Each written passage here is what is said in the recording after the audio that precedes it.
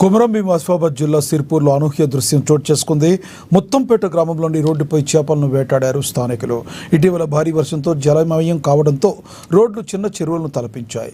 ఈ వరద నీటిలో చేపలు ఉన్నట్లుగా గుర్తించిన గ్రామస్తులు తాళీలు, బిందెలు, వలలతో చేపలు పట్టారు. ఓవైపు రహదారి మౌలిక సదుపాయాల లోపాన్ని బయటపెడుతుండగా మరోవైపు గ్రామస్తుల జీవనోపాధికి ఇలా కొత్త మార్గాలు వెతుక్కుంటున్నారని విశ్లేషకులు చెబుతున్నారు. వర్షాకాలం ప్రారంభం నుంచే గ్రామంలో డ్రైనేజీ సమస్యలు, రహదారి అభివృద్ధిపై పలు అభ్యర్థనలు చేశారు స్థానికులు. ఇప్పటికీ పరిష్కారం లేకపోవడం అధికారుల నిర్లక్ష్యాన్ని సూచిస్తుందని ముత్తంపేట వాసులు మండిపడుతున్నారు. పెట్టు రమేష్,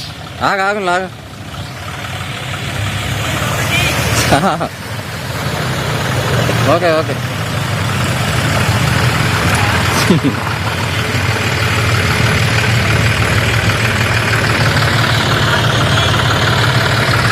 రైట్.